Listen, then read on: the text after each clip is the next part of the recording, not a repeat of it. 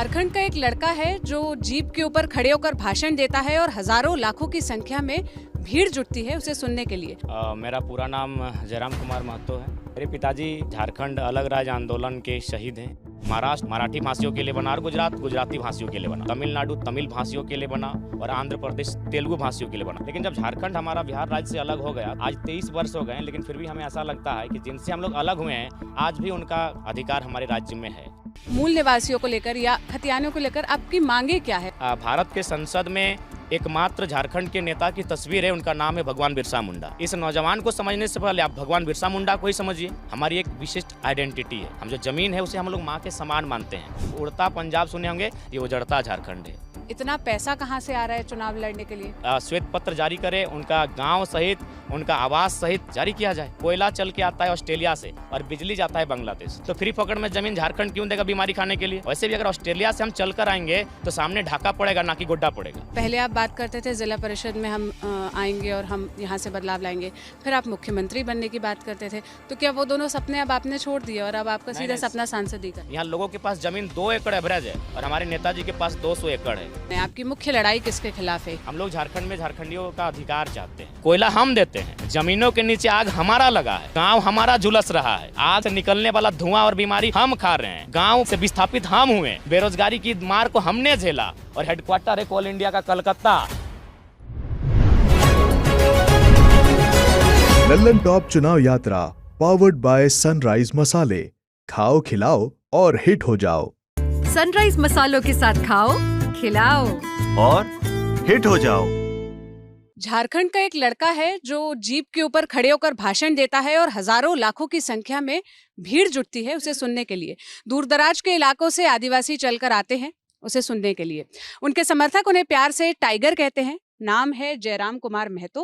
वो आज हमारे साथ हैं। हम उनसे समझेंगे कि आखिर क्या उनका संघर्ष है, उनकी राजनीति क्या है और जिस संघर्ष समिति को उन्होंने बनाया, झारखंडी भाषा खतियान संघर्ष समिति, उसकी पॉलिटिक्स क्या है, ये क्या मांग कर रहे हैं, क्यों इतने लोग इनको सुनने के लिए आते हैं, और जब ये गिरिडीह से इस बार निर्दलीय सांसदी का चुनाव लड़ रहे हैं तो कितनी बड़ी चुनौती है और इस चुनाव को लड़ने के लिए पैसा कहाँ से आता है। जो तमाम सवाल यहाँ लोगों के मन में है, ये हम विस्तार से आपसे इस पर बात करेंगे।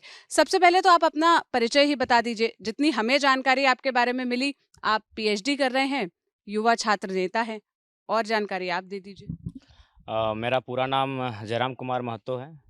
मेरा जन्म 27 दिसंबर 1994 को इसी धनबाद ज़िले में हुआ है और मेरे पिताजी झारखंड अलग राज्य आंदोलन के शहीद हैं और उनकी शहादत तो उसी दरमियान हुई है जब झारखंड अलग राज्य का मूवमेंट चल रहा था।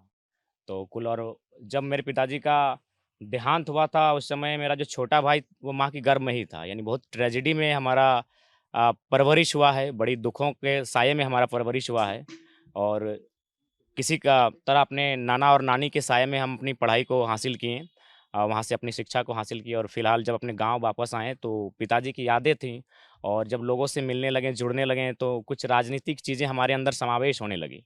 लेकिन फिर भी मैंने राजनीति से अपने आप को दूर ही रखा था और पूरी तरह मेरा जो फोकस था वो शिक्षा के क्षेत्र में था। मैं पीएचडी का छात्र हूँ। अभी मेरी पीएचडी पूरी कंप्लीट नहीं हुई है, एक आध सेमिनार भी बचे हुए हैं। इंग्लिश लिटरेचर, मुल्कराज आनंद और एन गोगी वात्योंगो केनियन राइटर हैं, उनकी कंपैरेटिव स्टडी है। तो हमारे झारखंड राज्य में एक वाकया हुआ जिसमें कुछ ऐसी भाषाएं थी जिनको यहाँ के पाठ्यक्रम में शामिल किया गया जो हमारे राज्य की नहीं है। तो उसी में एक विवाद हुआ और उसमें हमारी एंट्री हुई और जब मैं लोगों के बीच जाने लगा, अपने संबोधन में झारखंड की चीज़ों को उनके बीच व्यक्त करने लगा तो लोग जुड़ने लगे और फाइनली पूरे राज्य का मैंने लगभग 2.5 सालों से 3 सालों से भ्रमण किया और आज के डेट में लगभग 4 से 5 हज़ार सभाओं को मैंने संबोधन किया। तो उसके बाद वहाँ से एक रिजल्ट सामने आया, जनता की एक जनादेश आया कि आप लोग चुनाव लड़िए। चुनाव इसलिए हमें लड़ने के लिए कहा गया कि उससे पहले हम लोग तमाम कंपनी कहिए, फैक्ट्री कहिए, चूँकि झारखंड मिनरल्स का एरिया है, तो वहाँ पर हम लोगों ने केवल लड़कर धरने के माध्यम से, आंदोलन के माध्यम से मजदूरों को लगभग 13 से 13.5 करोड़ रुपये मुआवजा दिलाने का कार्य किया। लगभग 11 से प्लस लोगों को नियोजन दिलाने का हम लोगों ने कार्य किया। तो चाय की दुकान से पान की गुमटी से एक संदेश आया कि ये नौजवान लोग अगर धरने में बैठकर इतना अच्छा काम कर सकते हैं तो ऐसे नौजवानों को संसद में बैठना चाहिए, ऐसे नौजवानों को विधानसभा के भीतर बैठना चाहिए ताकि इस राज्य की बेहतरी हो सके। तो इसीलिए हम लोग का राजनीति में आना हुआ। चुनाव पे आएंगे, लेकिन सबसे पहले जिस संघर्ष से आप जन्मे उसकी बात करते हैं। जिस भाषाई संघर्ष की आप बात कर रहे हैं, ये झारखंड एसएससी का जो एग्जाम का मतलब जब निकला ही था, उसका अनाउंसमेंट हुआ था, उसके बाद जो चेंजेस किए गए थे वहां से आपका आंदोलन शुरू हुआ। जरा उस आंदोलन के बारे में बताइए, क्या था, क्या आप लोगों की मांग थी और आप क्यों विरोध कर रहे थे जब झारखंड एसएससी का वहां से फॉर्म आया? देखिए, चूँकि ये सर्वविदित है कि हमारा झारखंड राज्य 88 सालों के संघर्ष के बाद हमने सबसे पहली आवाज़ को बुलंद किया था 1912 में कि हमें अलग झारखंड राज्य चाहिए। 1928 में हमने लिखित तौर पर मांग उठाया जब साइमन कमीशन भारत आई हुई थी कि हमें अलग झारखंड राज्य चाहिए। लेकिन उस राज्य को अलग धरती आबा बिरसा मुंडा की जयंती 15 नवंबर 2000 को किया गया। बिहार के एक हिस्से को काट कर किया गया। तो मेरा कहना है कि जिस प्रकार महाराष्ट्र बॉम्बे का विभाजन होकर एक तरफ महाराष्ट्र बना, एक तरफ गुजरात बना। महाराष्ट्र मराठी भाषियों के लिए बना और गुजरात गुजराती भाषियों के लिए बना। ठीक उसी प्रकार तमिलनाडु से आंध्र प्रदेश बना। तमिलनाडु तमिल भाषियों के लिए बना और आंध्र प्रदेश तेलुगु भाषियों के लिए बना। यानी दोनों राज्यों का समझौता हुआ, अपना अपना क्षेत्र बना, अपना अपना अधिकार बना। लेकिन जब झारखंड हमारा बिहार राज्य से अलग हो गया तो हमारी भी कुछ आइडेंटिटी थी, हमारी कुछ परंपराएं थी, हमारी भाषा संस्कृति थी, हमारी भौगोलिक स्थिति थी। उसी कारण हमने इस राज्य को अलग किया था। लेकिन उसके बाद भी आज 23 वर्ष हो गए हैं, लेकिन फिर भी हमें ऐसा लगता है कि जिनसे हम लोग अलग हुए हैं आज भी उनका कहीं ना कहीं अधिकार हमारे राज्य में है। तो उसी क्रम में धनबाद और बोकारो जिला जो पूर्णतः बंगाल की सीमा से सटा है, अगर हम लॉजिक भी देते हैं तो हजारीबाग या चतरा कोडरमा का हिस्सा होता है, जिसमें अगर बिहार राज्य की भाषाओं को शामिल किया जाता तो शायद कुछ लोग 10 किलोमीटर 20 किलोमीटर रेडियस में उस भाषा को बोलते हैं। लेकिन ये चूंकि पूर्णतः हिस्सा दूसरे क्षेत्र का है, अतः यहाँ जो मूलवासी हैं झारखंड के वो उस भाषा को बोलते ही नहीं है। कौन सी भाषा थी? भोजपुरी मगही थी, जो हमारे क्षेत्र की भाषा नहीं है। यहाँ इस जिला की बात कही जाए तो यहाँ कुड़माली बोली जाती है, संथाली बोली जाती है, खोरठा बोली जाती है। तो इसी में छात्रों में एक आक्रोश आया कि भाई आखिर हम लोग क्यों अलग हुए हैं। बिहार स्वीकार करते हैं, बिहार राज्य हमारा बड़ा भाई है, हम बंगाल प्रेसिडेंसी का भी हिस्सा रहे हैं, उसमें उड़ीसा भी रहा है। तो जब सबका बंटवारा हो चुका है, सबको अपना भूभाग मिल चुका है, सबने अपनी भाषा और जो भी उनका स्थानीयता का आधार तय किया है, तो फिर हमारे राज्य में अलग होने के बाद भी हमें अपना स्वराज्य का अनुभव क्यों नहीं हो रहा है। लगातार हमें चीज़ों को थोपा जा रहा है, कभी भाषा के नाम पर, कभी तमाम चीज़ों के नाम पर। तो उस पर एक छात्रों में असंतोष का भाव दिखा और एक आंदोलन हुआ और फाइनली सरकार ने उन भाषाओं को वापस भी लिया। लेकिन तब तक कुछ नए चेहरों का उदय हो चुका था, कुछ नए चेहरे राजनीति में कदम रख चुके थे, उनमें से मैं एक प्रमुख रहा। और फिलहाल हम लोग आज गिरिडीह लोकसभा से एक सांसद उम्मीदवार के तौर पर अपनी दावेदारी प्रस्तुत किए हैं। और केवल दावेदारी प्रस्तुत नहीं किए हैं, मेरे नाम से केवल इतना हड़कंप मचा है कि आज इन लोगों में को साजिश करना पड़ रहा है। मैं सबसे पहले बताना चाहूँगा कि 1 मई को मेरा नॉमिनेशन था।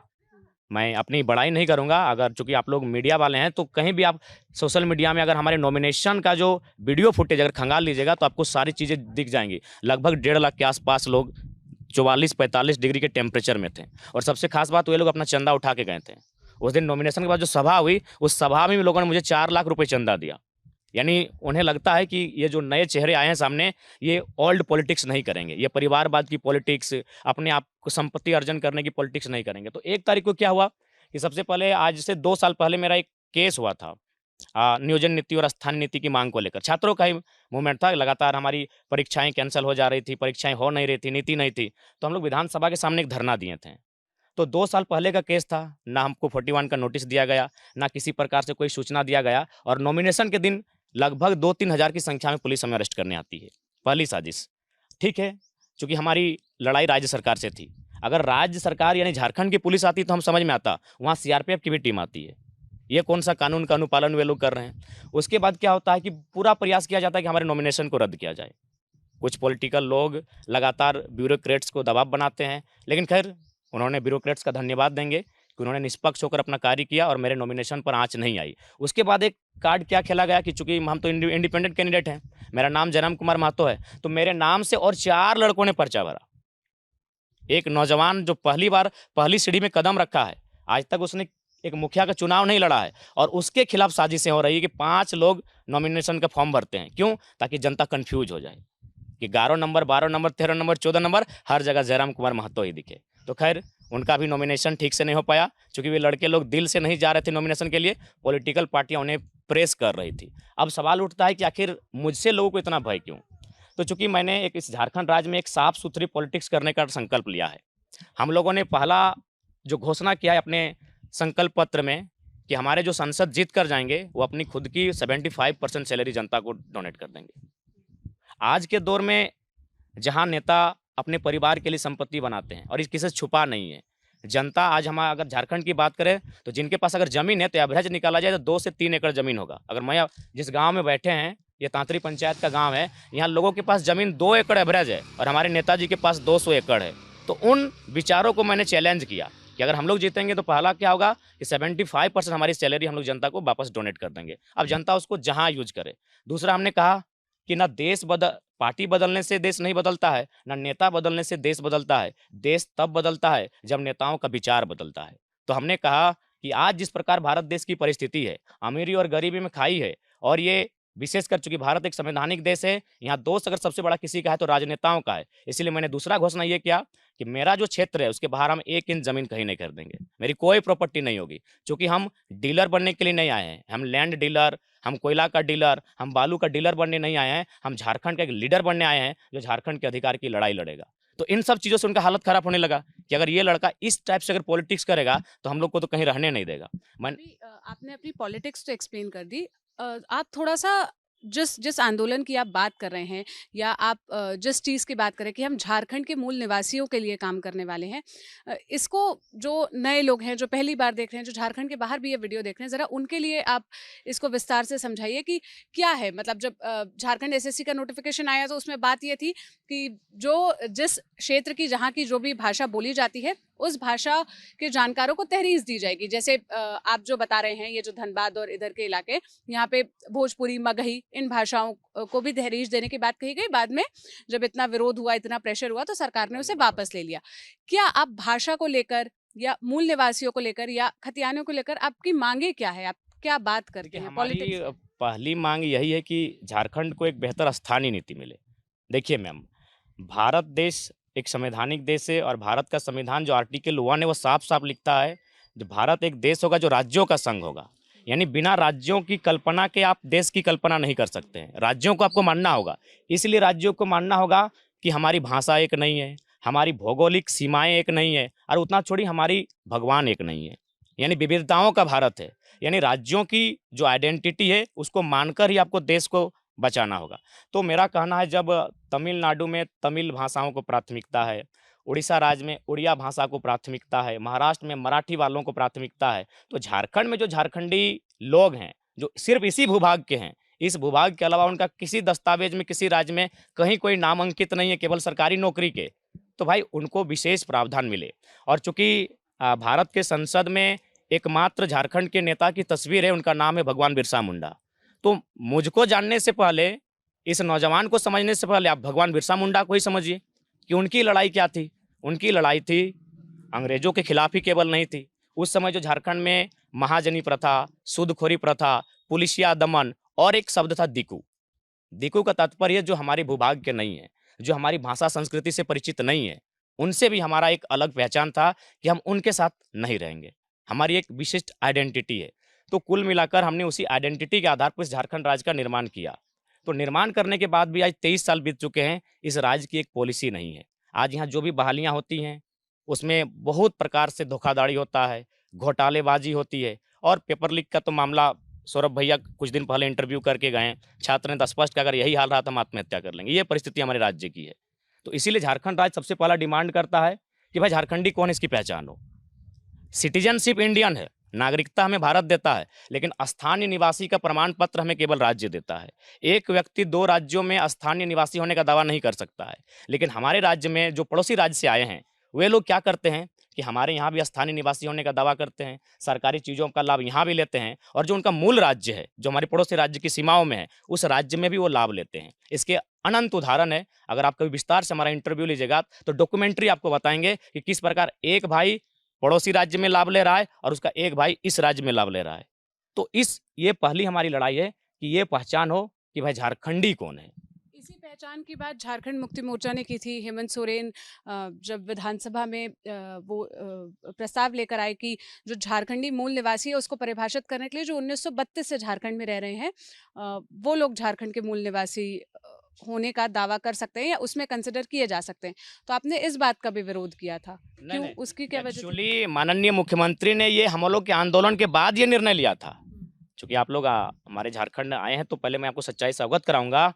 जब लगातार हम लोगों ने आंदोलन किया कि आखिर कब तक, क्योंकि भारतीय जनता पार्टी दिल्ली से मॉनिटरिंग होती है, कांग्रेस दिल्ली से मॉनिटरिंग होती है, झारखंड मुक्ति मोर्चा आप तो यहीं की सरकार हैं। अगर आपसे अपेक्षाएं नहीं होंगी तो किन से अपेक्षाएं होंगी? तो इसीलिए हमारे मूवमेंट के बाद सरकार बैकफुट पर आई और उन्होंने विधानसभा में प्रस्ताव लेकर आया था कि जो हमारा खतियान का आधार है वही स्थानीय नीति का आधार बनेगा। जरा खतियान को आप एक्सप्लेन कर दीजिए, खतियान क्या हो? देखिए, खतियान यानी जमीन का दस्तावेज है, जो हमारे बाप दादा जो पूर्वजों से जिस जमीन को जोत कोड़ करने के बाद उनके नाम से जब अंग्रेज के कालखंड में जब सर्वे हुआ और उनके हाथ में एक खतियान थमाया गया जमीन के रिकॉर्ड का, तो उसे हम लोग खतियान कहते हैं। और उसी के आधार पर हमारे जो जब से ये राज्य अलग हुआ है, हमारे पूर्वज उसी को मांग करते आए हैं कि उसी के आधार पर स्थानीय नीति को तय किया जाए।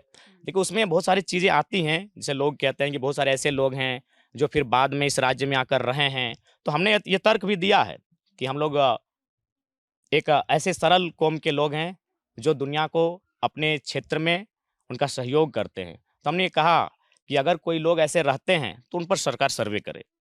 अगर ये चीज़ या फिर वह एक श्वेत पत्र जारी करे कि इस राज्य के अलावा किसी राज्य के भूभाग में उनका किसी भी प्रकार का कोई दस्तावेज में या फिर किसी भी क्षेत्र में, किसी जिला में, यहाँ के अलावा भूभाग में उनका कहीं कोई संपत्ति, कहीं कोई अधिकार, कहीं कोई राज्य में उनका माने मूल निवासी होने का प्रमाण नहीं है।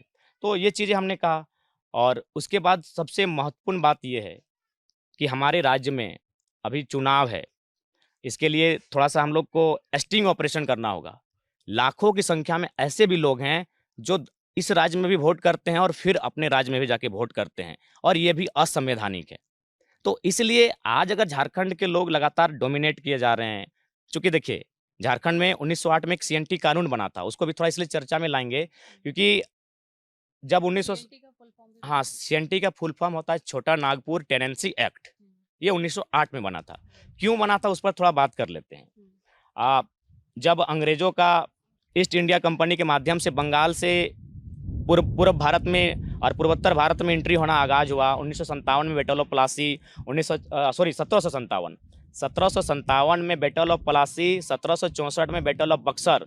उसके बाद वो झारखंड के भूभाग में आते हैं 1767 में, 1769 में। यही ढालभूम, मानभूम जो धनबाद का हिस्सा है, इसे मानभूम कहा जाता था। तो हमारे पूर्वज उनका जोरदार विरोध करते हैं। इसलिए विरोध करते हैं क्योंकि हमारे जो लोग हैं उनके लिए जो जमीन है वो माँ के समान है। हम जो ज़मीन है उसे हम लोग माँ के समान मानते हैं, और हम लोग यह कह के विरोध करते हैं कि ये ज़मीनें हमारे पूर्वजों ने पहाड़ काट कर बनाया है। इसे कहीं खुदकट्टी कहा जाता है, कहीं कोड़कर कहा जाता है, कहीं काढ़ा कहा जाता है।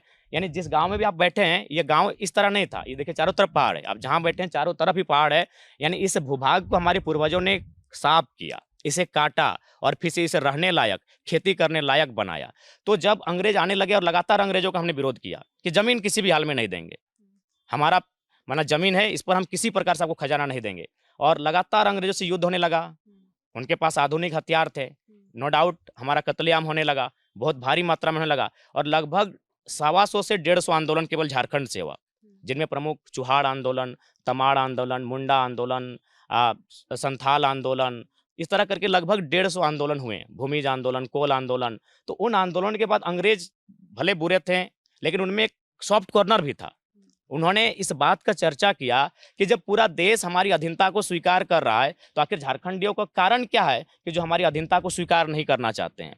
तब 20 साल का एक रिपोर्ट जाता है और वो उन्होंने रिपोर्ट दिया कि झारखंड के लोग जो हैं वो बहुत सरल लोग हैं, बहुत भोले भाले लोग हैं, ये ज़मीन को माँ समान मानते हैं। तब उन्होंने कहा कि ठीक है, कभी भविष्य में कोई इन लोगों को, भोले भाले लोगों को इनके ज़मीनों से बेदखल ना करे। इसीलिए उन्होंने सीएनटी कानून बनाया कि इनकी जो ज़मीन है वो खरीद बिक्री नहीं हो पाएगी। अगर खरीद बिक्री होगी तो उपायुक्त की उपस्थिति में होगी, जिसे हम लोग डीसी कहते हैं। उनकी उपस्थिति में होगी, उनकी मर्जी से होगी। और चूंकि ये लोग ज़मीन को ही सब कुछ मानते हैं, तो इनकी ज़मीन से बेदखली ना हो। लेकिन आज उसी के आधार पर जब हमारा ये जमीन को जो खरीद पाएगा उसको भी आदिवासी होना, हाँ बिल्कुल, जरूरी उसमें है। हाँ कैटेगरी जो आपका है, जैसे अगर कोई एसटी है तो एसटी का जमीन एसटी खरीदेगा और उसके थाना क्षेत्र का खरीदेगा। अगर कोई ओबीसी है तो ओबीसी की जमीन ओबीसी खरीदेगा, लेकिन जिला क्षेत्र में खरीदेगा। इस प्रकार के प्रावधान बनाए गए ताकि इनकी ज़मीनों को सुरक्षित रखा जाए। लेकिन आज परिस्थितियाँ क्या है, आज तमाम उद्योग आने लगे हैं।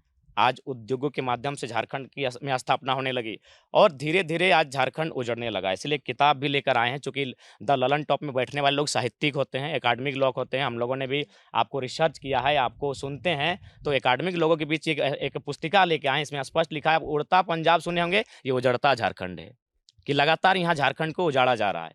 कुछ मैं उदाहरण देना चाहूँगा, चूँकि आखिर संसद का चुनाव हम लोग क्यों लड़ रहे हैं, इस पर भी एक सवाल आया। चूँकि हम लोग तो हमारा तो निर्णय था कि हम लोग राज्य में सरकार बनाएंगे। लेकिन पहले इस संसद के चुनाव पे आने से पहले जो बात यहाँ की विधानसभा से पास हुई कि झारखंड के मूल निवासी को, उसको बाद में जाके हाईकोर्ट ने रद्द कर दिया, असंवैधानिक बताया हाईकोर्ट ने। तो अब आप लोग की क्या मांग है, अब आप लोग के क्या संघर्ष है उसे लेकर? यही तो हमारा दुर्भाग्य है। यहाँ हाईकोर्ट की बात करिए, एक यहाँ जो सिस्टम है ना, ये पूरी तरह से झारखंड वासियों से छीनकर लोगों ने हाईजैक कर लिया है पूरा सिस्टम।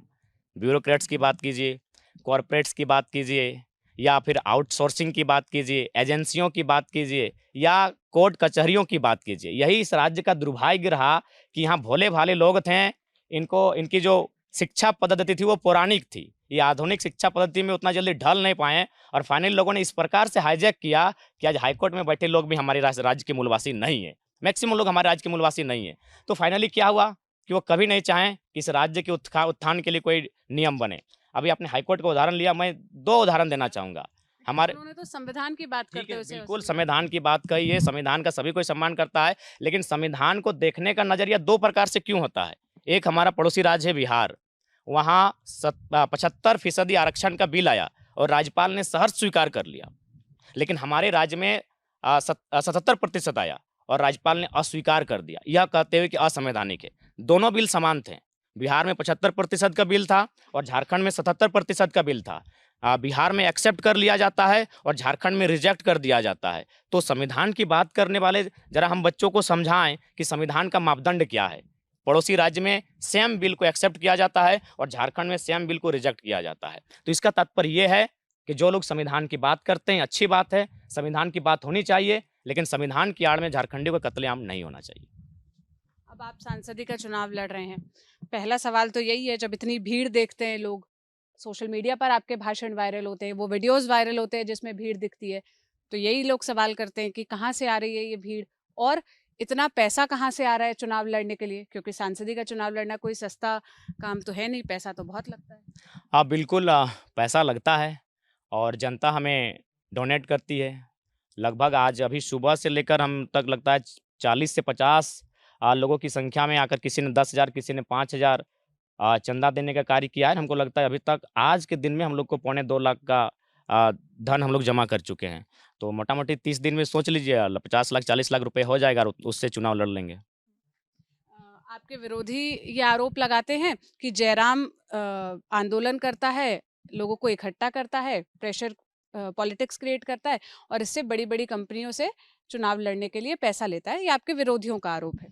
देखिए, सबसे पहली बात है कि इसीलिए विरोधी आरोप लगाते हैं क्योंकि ये काम उनका है, उनका ही ये काम है। इसीलिए आज झारखंड उन्नति नहीं कर पाया है कि यहाँ जितने भी कंपनियाँ आती हैं उन कंपनियों में यहाँ के विधायक सांसद रंगदारी लेते हैं, जिस कारण क्या होता है कि वो कंपनियाँ रोजगार सृजन कम करती है और इनको चंदा देकर ही भुना लेती है मौके को।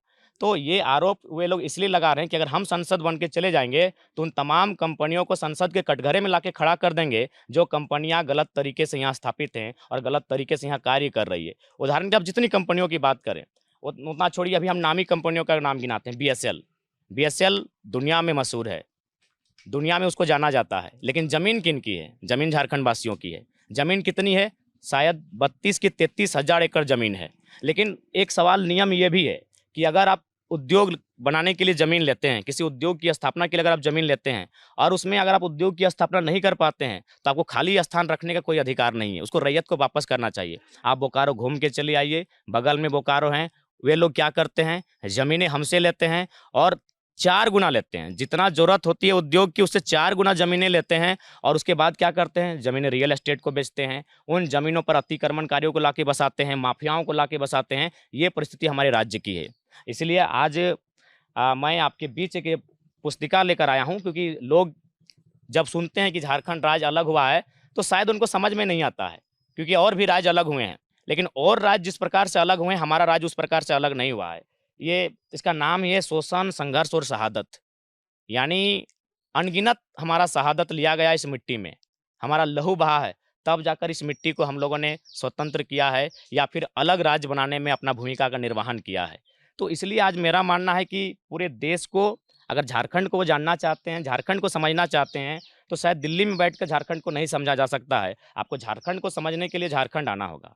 मैं कुछ उदाहरण दूंगा कि किस प्रकार यहाँ के साथ अमानवीयता का व्यवहार किया जाता है। जादूगोड़ा में एक यूरेनियम का खनन किया जाता है। इसी उजड़ते झारखंड, इसी किताब की रिपोर्ट कहती है कि उसमें से 7 गांव ऐसे हैं उस आसपास के जहां 47% महिलाएं मां नहीं बन पाती हैं, फिर भी खनन का कार्य जारी है। यानी विकास के नाम पर किस प्रकार हमारा बलि लिया जा रहा है, इससे भारत देश परिचित नहीं हो पाया है। इसीलिए हम संसद में जाना चाहते हैं, ताकि झारखंड की जो चीख और पीड़ा है वो संसद में बयां कर सके। 47% महिलाएं मां नहीं बन पाती हैं। एक स्त्री हैं, उनके 6 बच्चे मरे हुए पैदा हुए उस यूरेनियम के रेडिएशन के कारण। लेकिन ये देश का विषय नहीं है, क्योंकि हमारे जो मुद्दे हैं, हम मर क्यों ना जाएं, वो देश स्तर पर कभी जगह नहीं बना पाता है। यहाँ सीमा हैदर चली आती है तो नेशनल न्यूज बन जाता है, लेकिन हमारे कत्लेआम को कभी नेशनल माने विचार विमर्श में जगह ही नहीं मिल पाता है। और एक उदाहरण आपको देंगे, आपका माननीय अडानी साहब यहाँ पावर प्लांट लगाए हैं बिजली का गोड्डा में। यह भी काफ़ी प्रसिद्ध है भारत देश में।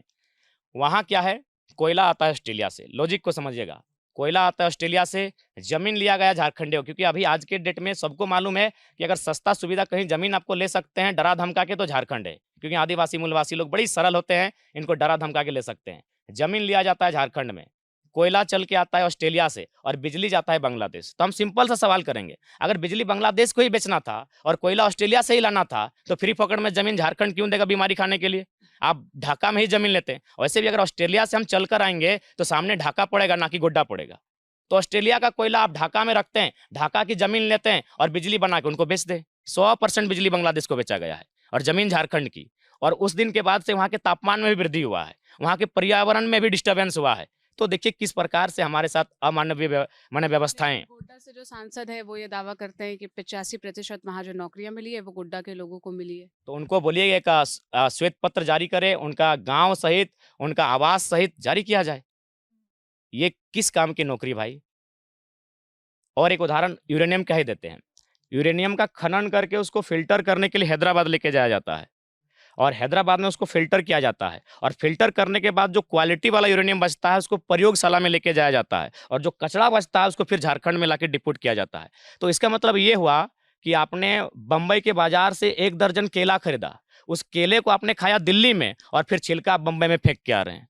ये हंसी मजाक का विषय नहीं है कि आप यूरेनियम जो फिल्टर किए और जो बेहतर यूरेनियम क्वालिटी वाला बचा उसको आप प्रयोगशाला में हैदराबाद में रख लिए, और फिर कचरा यानी जो बीमारी जहां से होगा फिर आप झारखंड डिपोट करने चले आते हैं। तो ये व्यवस्थाएं हैं झारखंड में। लेकिन चूंकि नेशनल में हमारे व्यवस्थाओं में जो देश की हैं, वहाँ हमारी चीज़ों को, हमारी पीड़ाओं को, हमारी समस्याओं को स्थान नहीं मिल पाता है। इसलिए आज सबसे पहले द ललन टॉप का बहुत बहुत धन्यवाद कि आज आप आकर हमारी पीड़ाओं से अवगत हो रहे हैं, और हम इसीलिए भी जाना चाहते हैं कि हमारी पीड़ाओं से पूरा देश अवगत है।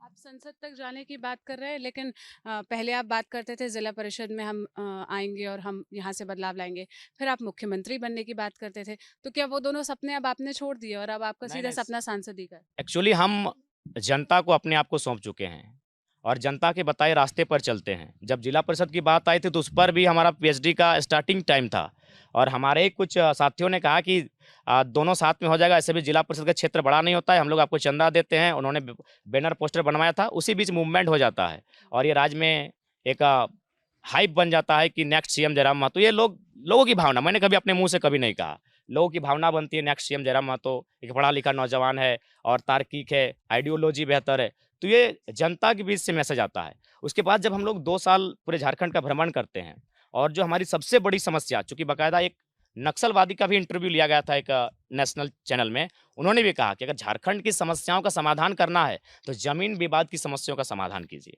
क्योंकि झारखंड का मतलब ये, जिस प्रकार बंगाल का एक नारा था माय माटी मानुस, झारखंड का नारा है जल जमीन जंगल। तो आप अगर जमीन की समस्याओं का निपटारा कर देते हैं तो झारखंड की आधी समस्याएं समाप्त हो जाएगी। ये मेरा नहीं, एक नक्सली का इंटरव्यू था। क्यों था? क्योंकि आज अगर झारखंड में अगर बदहाली है तो उसका मैक्सिमम रीजन है कि हमारी जमीनों को लोग जबरन अधिग्रहण कर रहे हैं, चाहे कंपनियां रहें, कॉरपोरेट रहें, या तमाम जो प्रदेश से आए हुए लोग। क्योंकि सीएनटी जमीन है। सीएनटी जमीन जब थाना से बाहर आदिवासी लोग नहीं ले सकते हैं तो फिर गैर राज्यों के लोग कैसे ले रहे हैं? तो ये संविधान, जबकि संविधान की अनुसूची 9 में शामिल है, हमारे सीएनटी के 3 अध्याय जिनमें जमीन खरीद बिक्री का वो अनुसूची 9 में शामिल है, उसके बाद भी उल्लंघन होता है। और उल्लंघन ही नहीं होता है, रांची में ये रिकॉर्ड कहती है कि 4000 लोगों की हत्याएं केवल जमीन विवाद में हुआ है। तो इसीलिए अगर हम लोग सदन में जाएंगे तो सबसे पहले अपने राज्य के लिए और साथ साथ देश के लिए भी कि जमीन संबंधित एक बेहतर कानून बने। क्योंकि आज बिल गेट्स ने भी दुनिया को बता दिया है कि नौकरी चाकरी व्यवसाय से बड़ा जमीन ही आपका संपत्ति है। जमीन हजारों साल से आपके पास है और जब तक दुनिया में कोई ऐसा भूचाल नहीं आएगा तब तक ये जमीन नाम की प्रॉपर्टी आपके पास रहेगी। नौकरी अगर पिताजी के पास है तो पिताजी गारंटी नहीं लेंगे कि बेटे को नौकरी दिला पाएंगे, या फिर कोई पिताजी अगर बिजनेस में सक्सेसफुल हुआ है तो गारंटी नहीं लगा कि उसका बेटा भी बिजनेस में सक्सेसफुल होगा। लेकिन चासा जो खेती करने वाले किसान है उसको पूर्ण विश्वास है कि उसका बेटा खेती करके अपना कम से कम भरण पोषण कर लेगा। और चूंकि मैं जिस समुदाय से हूँ, हम लोग खेतीहर समुदाय हैं, अतः मेरा भी मानना है कि आज भारत को अगर वास्तव में सुधार करना है तो यहाँ के लोगों की संपत्ति को बचा के रखना होगा। कुर्मी समुदाय से? हाँ, कुर्मी अड़ो। यहाँ पर आदिवासियों के बाद दूसरी सबसे बड़ी जनसंख्या है झारखंड में कुर्मी समाज के लोगों अगर की। एकल बात कीजिएगा तो सबसे बड़ी संख्या है, क्योंकि आदिवासी की अगर बात की उसमें 36 जनजातियां हैं और 36 मिला के मतलब लगभग 1 करोड़ के आसपास आती हैं। और हमारी एकल आबादी जो भी है, कोई 60 कहता है, कोई 70 कहता है, कोई 80 कहता है, तो हम लोग एकल आबादी की अगर बात करें तो इस राज्य की सबसे बड़ी आबादी टोटेमिक कुर्मी है। आपके मुख्य विरोधी कौन है? आपकी मुख्य लड़ाई किसके खिलाफ है? हेमंत सोरेन के खिलाफ है या देश में बैठी जो सरकारें हैं, सेंट्रल में प्रधानमंत्री नरेंद्र मोदी की सरकार है, उनके खिलाफ है? कौन है आपका मुख्य विपक्षी दल? देखिए, हमारी लड़ाई विचारधारा की है, कोई इंसान से हमारी लड़ाई नहीं है। हमारी लड़ाई एक आइडियोलॉजी की है। हम लोग झारखंड में झारखंडियों का अधिकार चाहते हैं। हम चाहते हैं कि हमारी ज़मीनों को हमसे बिना मर्जी के, हमारे बिना हस्ताक्षर के, बिना ग्राम सभा के, बिना आम सभा के किसी प्रकार का अधिग्रहण ना हो। यहीं बगल में बड़का गांव है हजारीबाग जिला, वहाँ लोग 2 साल से धरना में बैठे हैं। इसलिए धरना में बैठे हैं कि वहाँ जबरन कोड़ी के भाव उनके ज़मीनों का रेट दिया जा रहा है। और वो 4 फसलीय ज़मीन है, वहाँ 4 फसल होता है, धान होता है, गेहूँ होता है, मक्का होता है और सब्जियाँ होती है। यानी 4 फसलों की ज़मीन जिस पर शायद कोयला का कार्य करेंगे, अडानी कंपनी करेगी। और 2 साल से लोग धरने पर बैठे हैं कि जान देंगे, जमीन नहीं देंगे, लेकिन फिर भी कोई नज़र गड़ने वाला नहीं है। ना देश की कोई नेशनल मीडिया, ना देश में कभी उस पर विचार हो पाता है। लोग 2 साल से धरने पर बैठे हैं। तो ये परिस्थितियाँ हमारे राज्य में है। अरे भाई, जमीन देने से कोई पीछे नहीं हटा है। आज आंकड़े कहते हैं, आज हमने क्या नहीं दिया? BSL हमारे पास, CCL हमारे यहाँ, ECL हमारे यहाँ, BCCL हमारे यहाँ, रांची में HEC हमारे यहाँ, सिल्ली में हिंडाल्को और टाटा का इतना बड़ा साम्राज्य हमारे यहाँ, बोकारो में CTPS, BTPS, TTPS, कोडरमा में KTPS। हमने तो ज़मीन बिल्कुल दिया है। लेकिन आज झारखंड सवाल ये कर रहा है कि हमने तो आपको सब कुछ दिया, सर्वस्व निछावर कर दिया, बदले में झारखंड को क्या मिला? आज अगर आप टाटा की बात करें, एक सम्मानित, दुनिया में सम्मानित है, लेकिन आज इस योग्य उन्होंने झारखंडियों को नहीं बनाया कि एक वाइस चांसलर टाटा में झारखंडी आदमी बन सके। ये परिस्थिति, सॉरी, वाइस चेयरमैन। तो ये परिस्थितियां हैं, ये केवल हमारे भोले भाले होने का फायदा उठाया है और इनकी सबसे प्राथमिकता होती है कि हमारी जमीनों को अधिग्रहण करे। अभी कल एक मामला आया था मधुबन से, वहाँ एक महाराज जी करके हैं, वो रैयत को यानी खतियानी को, झारखंड को, उसको कह रहे हैं कि 12 लाख में हम जमीन लेना चाहते हैं, अगर देना है तो दो, नहीं तो प्रशासन के माध्यम से हम टॉर्चर करेंगे। ये परिस्थितियां राज्य में है। तो इसीलिए मेरा मानना है कि आज इस झारखंड की मिट्टी को ऐसे बोल्ड लीडर की आवश्यकता है जो सदन में गंभीरता पूर्वक उनके विषयों को जाके रखे। आपकी इसी बोल्डनेस, आपकी इसी बेबाकी और आपकी इसी पॉपुलैरिटी को देखते हुए हमने खबरें सुनी कि भाजपा ने भी आपको संपर्क करने की कोशिश की, कांग्रेस ने भी की और झारखंड मुक्ति मोर्चा ने भी की। क्या कहाँ बात नहीं बनी, कहाँ अटकी, किससे बात हुई थी आपकी पार्टियों में? देखिए, बात हुई, पार्टी के बड़े पदाधिकारी थे, उनका ऑफर था कि 2 सीटों पर आप लोग लड़िए या फिर 2 सीटों पर आपको छोड़ देते हैं। एनडीए की तरफ से या दोनों दलों से बात हुई थी। और अब उसके बाद उनकी तरफ से हमने एक ही लाइन कहा था कि आइडियोलॉजी मैच नहीं करती है। आप दिल्ली में बैठ के झारखंड को देखना चाहते हैं, वो पॉसिबल नहीं है। और झारखंड के साथ जो छल कपट हुआ है, अब नहीं लगता है कि छल कपट होना चाहिए। शीर्ष नेतृत्व से आपकी बात हुई? हाँ, शीर्ष नेतृत्व थी। जेपी नड्डा थे या प्रधानमंत्री मोदी? नहीं, उतनी बड़ी बात नहीं है, उतने बड़ी नहीं। मैंने केंद्रीय पदाधिकारी थे, अपना परिचय दिया था उन्होंने, तो जाहिर सी बात है बात हुई है, लेकिन हमारी आइडियोलॉजी उनकी आइडियोलॉजी से मैच नहीं करती है। तो इसलिए हमने कहा इंडिया अलायंस के साथ क्या रहा आपका? हाँ, उनसे भी बात हुई है, दिल्ली से ही बात हुई थी। झारखंड के एक नेता ने दिल्ली से जाकर हमें फ़ोन करवाया था, तो हमने उस पर भी इनकार किया था। आप इंडिपेंडेंट ही लड़ेंगे और आगे भविष्य में भी आपकी कोई ऐसी झारखंड में भविष्य तलाश रहे हैं। जैसे अभी झारखंड मुक्ति मोर्चा आजसू है, तो सबका समय होता है, लेकिन एक दिन सबका एक समय का अंत भी होता है। तो हम लोग अभी नए उभर रहे हैं, हम लोग फ्यूचर पॉलिटिक्स लेके चल आप रहे हम हैं। देखते हैं कि आप शिबू सोरेन का विरोध नहीं करते, लेकिन आप हेमंत सोरेन का विरोध करते हैं। गुरुजी अभी जिस अवस्था में, चूंकि हम लोग थोड़ा सैद्धांतिक राजनीति करते हैं, हमने भी कहा है कि अगर हम किसी क्षेत्र में जाएंगे, अगर वहाँ महिला विधायक होगी तो हम उनकी आलोचना नहीं करेंगे, हम लोग थोड़ा मर्यादा में रहते हैं। तो गुरुजी अभी वृद्ध अवस्था में, इसलिए उनकी आलोचनाएं किए भी नहीं है और ना करेंगे। लेकिन हेमंत सोरेन जो माननीय मुख्यमंत्री हैं, स्वाभाविक है हमारी आलोचनाओं के शिकार बनेंगे, क्योंकि वो स्वयं आज देख सकते हैं, आज अगर जेल के भीतर भी हैं, ठीक है, एक सहानुभूति झारखंडी होने के नाते उन पर इसलिए जाती है कि उनके साथ ही ये दुर्व्यवहार हुआ, लेकिन दोस्त तो उनका भी है। और आप ये भी कह रहे थे कि मुख्यमंत्री अपनी पत्नी को ही मुख्यमंत्री की कुर्सी में बैठाना चाहते हैं, और हाँ, सीता सोरेन जी जब हैं बिल्कुल। विधानसभा में, हालांकि अब तो वो भाजपा में चली गई हैं। बिल्कुल, जब तक झारखंड की पॉलिटिक्स हो या भारत की पॉलिटिक्स हो, अगर परिवारवाद से और पूंजीवाद से, क्रॉनिक कैपिटलिज्म से अगर बाहर नहीं आ पाएगी, तो हमारी स्थिति अंग्रेजों से भी बुरा होने वाली है। तो इसलिए हमने कहा कि अगर आपकी भाभी बैठी हैं सदन में, उनके भाई बसंत सोरेन भी बैठे थे सदन में, तो उनमें से किसी को मुख्यमंत्री प्रोजेक्ट कर देते। और चंपई सोरेन अगर वर्तमान में हैं, तो बुरे व्यक्ति तो थोड़ी हैं, यानी परिवार को ही लेकर जाना जरूरी है क्या? तो इस बात का तो हम लोग हमेशा विरोध करेंगे। तो ये जयराम की पॉलिटिक्स है। लोग आपको टाइगर क्यों बुलाते हैं? क्यों टाइगर जयराम महतो आपका टाइटल चलता है? देखिए, टाइगर हमें इसलिए बुलाते हैं कि हम बचपन से निडर रहे हैं, और जो काम लोग मतलब ड्रीम समझते हैं, उस काम को हम दिनचर्या होता है। जैसे अगर कभी हम हताश निराश हो जाते हैं, तो बगल में शमशान घाट है, 2 घंटा जाके वहाँ सो जाते हैं। तो एक कॉमन मैन ये काम नहीं कर सकता है। शमशान में मुर्दों के बीच 2 घंटा सो जाते हैं। अगर आपको डाउट है तो चलिए इंटरव्यू कर लीजिएगा कभी। 2 घंटा मुर्दों के बीच जाके सो जाते हैं, पारासनाथ पहाड़ी में 2-3 रात जाके सो जाते हैं। तो हमारे निर्भीक स्वभाव के कारण लोगों ने हमारा नाम टाइगर दिया, और आज इसीलिए जो पॉलिटिकल पार्टियां हैं, हमारे निर्भीक स्वभाव से काफ़ी डर रही हैं। और बिल्कुल हमने स्पष्ट कहा है, जिस दिन हमारी सदन में एंट्री होगी, इसे झारखंड के लोग पूरी गंभीरता के साथ सुनेंगे और पूरे भारत के लोग सुनेंगे। और हमारा पहला सवाल क्या रहेगा, ये आपको भी बता देंगे आपके चैनल के माध्यम से। हमारा पहला सवाल लोकसभा के सदन में जो उस समय के प्रधानमंत्री होंगे और माननीय स्पीकर के सामने रहेगा कि यदि 27% कोयला झारखंड देता है, तो कोल इंडिया के हेडक्वार्टर कलकत्ता क्यों है? ये हमारे साथ होता है। बोले तो एक इंटरव्यू में आप झारखंड की पीड़ाओं को नहीं समझ सकते हैं। आप आए, इसके लिए आपका बहुत बहुत धन्यवाद। बताइए, कोयला हम देते हैं, जमीनों के नीचे आग हमारा लगा है, गांव हमारा झुलस रहा है, आग से निकलने वाला धुआं और बीमारी हम खा रहे हैं। हमारा उम्र, जो हमारे दादा जीते थे 80-90 साल, अभी कोलियरी के लोग जीने लगे 55 साल 60 साल। यानी उम्र का तकाजा कम हमारा हुआ, गांव से विस्थापित हम हुए, बेरोजगारी की मार को हमने झेला, और हेडक्वार्टर है कोल इंडिया का कलकत्ता। 99% जीएम कलकत्ता से आते हैं। हम एक शब्द लेंगे, हालांकि इस शब्द को बोलने से पहले तमाम माताओं से माफी मांगना चाहेंगे, क्योंकि ये शब्द उनके लिए है कि बांझ किया जाने प्रसव की पीड़ा। मैं माफी मांग रहा हूं इस शब्द के लिए, लेकिन इस परिप्रेक्ष्य में ये शब्द कहूंगा, इस उदाहरण को, कि बांझ किया जाने प्रसव की पीड़ा। ठीक उसी प्रकार जमीन हमारा उजड़ा है, जमीन धनबाद बोकारो का गया है, धुआं हम खा रहे हैं। कलकत्ता का जीएम समझेगा कि हमारी पीड़ा क्या है? बताइए, इस प्रकार का अमानवीय व्यवस्था कहाँ है? क्यों रहेगा हेडक्वार्टर कलकत्ता में?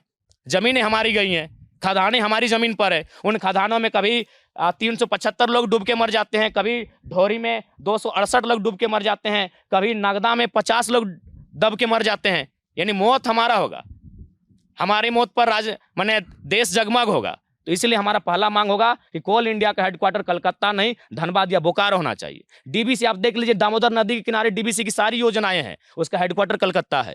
बिजली तैयार होता है झारखंड में, आज देख लीजिए झारखंड के तमाम गाँव में अंधेरा मिलेगा, और हमारी बिजली से बांग्लादेश जगमग होता है।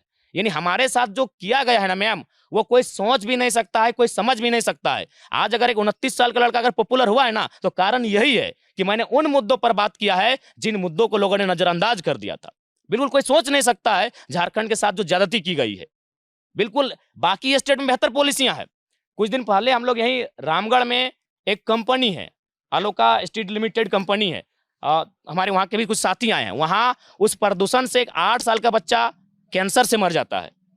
8 साल का बच्चा उसी प्रदूषण से कैंसर से मर जाता है। तो हम लोग एक दिन धरने पर बैठते हैं कि आप प्रदूषण को कम करें। वहाँ एक चूंकि कंपनी है, तो पंजाब हरियाणा के ड्राइवर भी आए थे अपनी गाड़ी में ट्रांसपोर्टिंग के लिए, जब वो रुके तो उन्होंने क्या कहा पता है कि यही कंपनी अदर स्टेट में है लेकिन वहाँ जीरो पोल्यूशन है। अदर स्टेट में यही कंपनी है, वहाँ जीरो पोल्यूशन है, लेकिन उन्होंने ये भी कहा कि हमको समझ में नहीं आता है कि आखिर ये कंपनियां इतनी मनमानी आपके राज्य में कैसे करती हैं। ना हमारे लीडर उनसे चंदा लेते हैं, हमारे लीडर उनसे हमारे मौत का सौदा करते हैं, इसलिए आज हमारी ये परिस्थितियां हैं। और उनमें सहयोग कुछ कुछ ब्यूरोक्रेट्स का भी है। तो इसीलिए आज मेरी राजनीति में आने से लोग इसलिए रोक रहे हैं क्योंकि अगर हम राजनीति में आ गए हैं तो इस राज्य में एक भूचाल आएगा। और नॉमिनेशन के दिन ही पता चल गया था कि हमारे नॉमिनेशन को रोकने का प्रयास किया गया। हमारे नाम से 5-5 लड़कों ने नॉमिनेशन फॉर्म को भरा। तो इसीलिए हमारा राजनीति में आना उनके लिए इसीलिए मतलब पीड़ादायक हो रहा है क्योंकि उनकी आदत हो चुकी है कि अपनी संपत्ति अर्जित करने की। और हम लोग जो घोषणा कर रहे हैं कि भाई वो जनता की भलाई के लिए कर रहे हैं। तो जयराम जिस चीज़ की बात कर रहे हैं कि नॉमिनेशन में इतनी भीड़ आई, इतना जन समर्थन मिल रहा है, क्या वो जन समर्थन वोट में तब्दील होता है? ये तो 4 जून को ही पता चलेगा। जो भी नतीजे आएंगे हम ललन टॉप के जरिए आप तक पहुंचाएंगे। बाकी आप इस बातचीत पर क्या राय रखते हैं, जयराम की पॉलिटिक्स पर क्या राय रखते हैं, हमें कॉमेंट बॉक्स में बताइएगा। कैमरे के पीछे मेरे साथी प्रशांत थे, मेरा नाम सोनल है। झारखंड से हमारी लोकसभा चुनाव की कवरेज लगातार जारी है। हम अलग अलग क्षेत्रों में जाएंगे, अलग अलग वर्ग के लोगों से उनके मुद्दों पर बात करने की कोशिश करेंगे।